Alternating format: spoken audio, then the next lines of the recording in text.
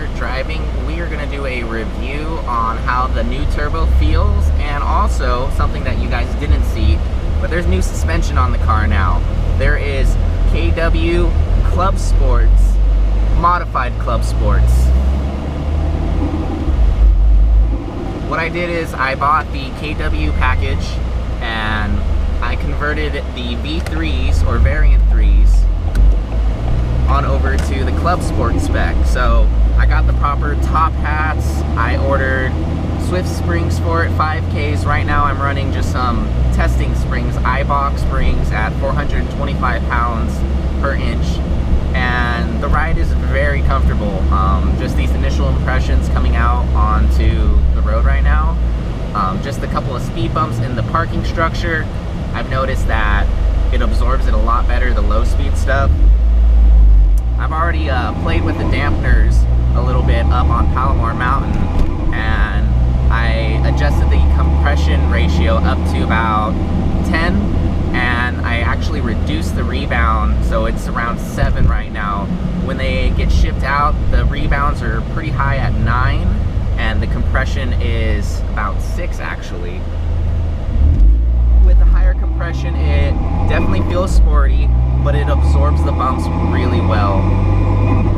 Also, the noise you might be noticing, that is the full induction of the 2J, and it is incredibly loud compared to the stock setup with the stock turbo, even the stock intake. There's definitely a whistle at certain RPMs. You'll also hear the blow-off valve. That's the Turbo Smart blow-off valve. Right now we're just cruising around town, just kind of seeing the feel for the power. And what I've noticed is it feels very similar to stock. I don't feel too much lag. If anything, like definitely at 3,000 RPM, that's the kick that I feel. But partial throttle, truthfully, it's very negligible of how much I actually feel. Let's see, am I gonna be able to get on the freeway?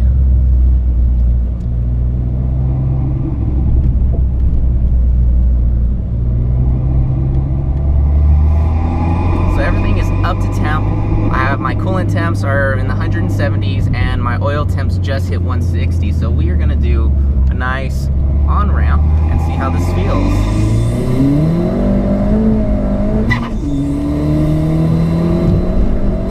It is way faster. And right now I am on ethanol. Woo. Okay, 2 things. Corner speed. Very flat in that. Tires are not up to temperature at all, RE71Rs, but it still handled that pretty well. Wheel spin right now, I noticed 4,000 RPM, lots of wheel spin in second gear. It pulls all the way to 7,000 RPM if you saw that. It's incredible. The power doesn't feel like it's dying off. It truly feels like it's pulling all the way there. And again, I'm already tuned with E30. And according to my V dynos, which you can see in just a second, let's go around this corner. Yeah, cornering is very nice. Doesn't let go and puts the power down. That was red line.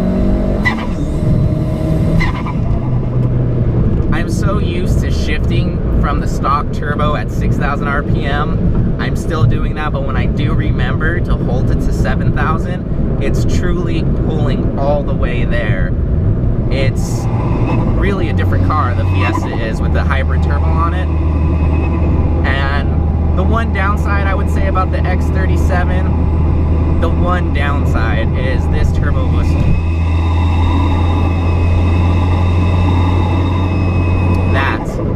So managing your throttle inputs, obviously when you're cruising, not going at a slight uphill, it's not even there. But that's the one downside. Other than that, with a stock intake or a cob intake or something where the intake's more in the stock location of the filter, not the cowl intake like I have, the noise is pretty minimal at best, but it's very amplified with the 2J intake being right there in the cowl next to the cabin. Cruising on the freeway, the suspension, it's very supple. It's, you know, the compression is there and it's hard, but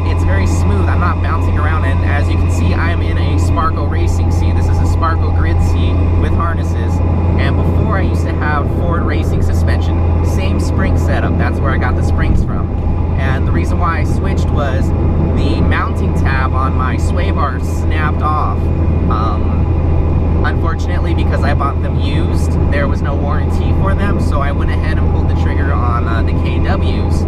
And right now is the bumpy section, and I would remember this being very kind of annoying, and even when my girlfriend was a passenger, she would complain about it. I've taken people on this road before, and they now say that it's very comfortable, and especially in the stock seat next to me, it's, you know, tolerable. It feels like, you know, a sporty car. It doesn't feel like quote-unquote race car, even though that's kind of what we were going for. But the suspension has very good articulation.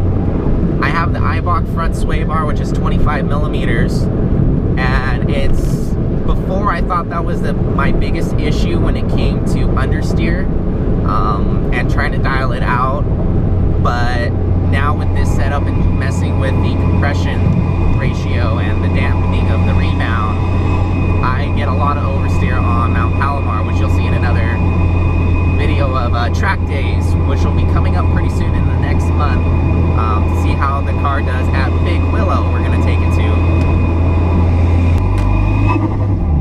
Something else with this suspension, I don't hear any clunks, no bangs. Everything sounds really, really good. I have the helper springs on to convert it, so that way there's no clunking. Again, I transferred a lot of the stuff from the Ford Racing suspension over to convert it. I'm going to slow down a little bit to let them get on the freeway. I want to do, again, an on-ramp pull a little bit. Second gear right now. Tires are at least a little warm. We'll see how the tire spin is. Still a little bit there. But third gear pulls, and Porsche pulls in front of me, of course. So this is, again, another on-ramp that's fun to take at some decent speed. Again, I'm just going to go free weight speeds around it, but everybody slows down incredibly for it.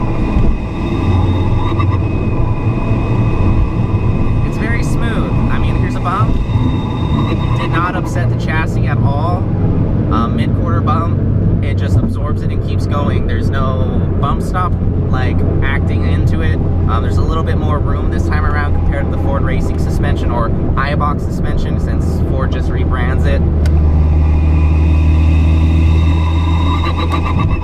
But as you can clearly hear, the induction noise.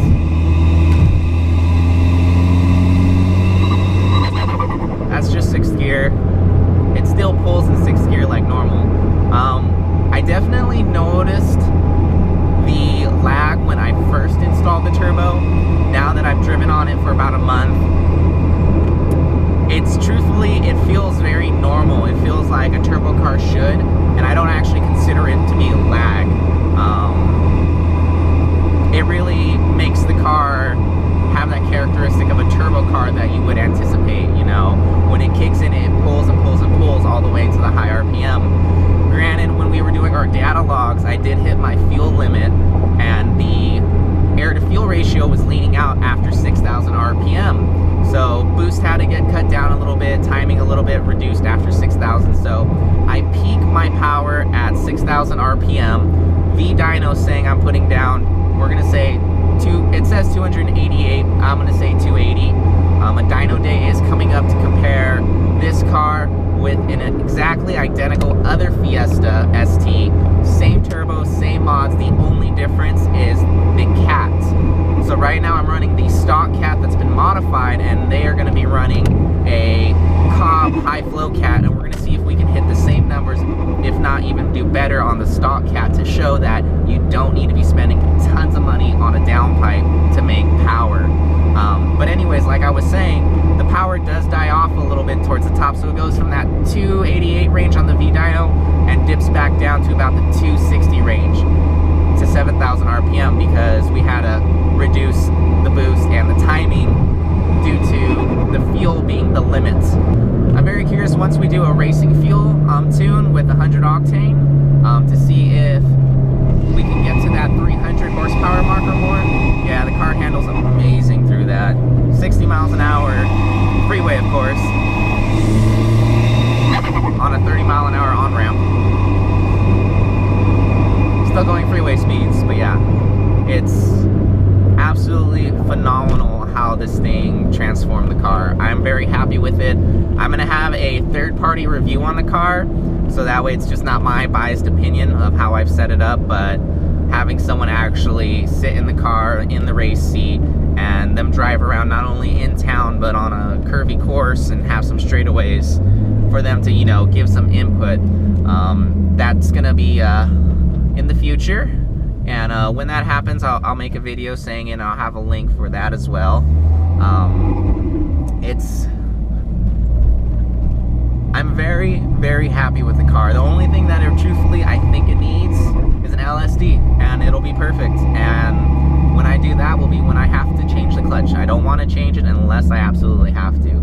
And while I'm there, I'm gonna throw in a short gear ratio final drive and finish the car with that. But for now, I'm very anxious to see how it does up at Big Willow. I've never been there before. I've done Streets of Willow tons of times. So this will be the first time at Big Willow with the new power, because now I actually feel like the car would, you know, be fun there. And that's coming up in November, about the 20th or the 19th. Can't remember which day it is. It's gonna be the Sunday. It's the Time Attack series. I will be in that, and hopeful to make a podium on that for the right now, because when I go, I remove the seats, and the tires I use puts me in modified class. But next year, I'm going to be in street class. The turbo that I have is 54 millimeters for street class. The maximum size is 58 millimeters, so it fits within that. And the only difference is I would have the passenger seat in, and I would run the RE71Rs. Right now, when I go to the track, I use the Yokohama Advan A048, so I want to use those as much as I can before I have to stay within my class limits. But I'm not going to leave you guys hanging without hearing how the exhaust sounds. So I'm going to set up both cameras in a couple different positions, see one close, one far behind, to see how the audio is on them. And we're going to see what the exhaust sounds like. Again, it's the Dead Hook Motorsports full aluminum exhaust all the way back. Literally weighs, I'm gonna say, 6 pounds. I forgot to weigh it, truthfully. I was so anxious to hurry before it became dark. It weighs anywhere from 6 to 8 pounds, I'll say. You literally could carry it in one hand and with little effort. But we're gonna see what that sounds like in just a second.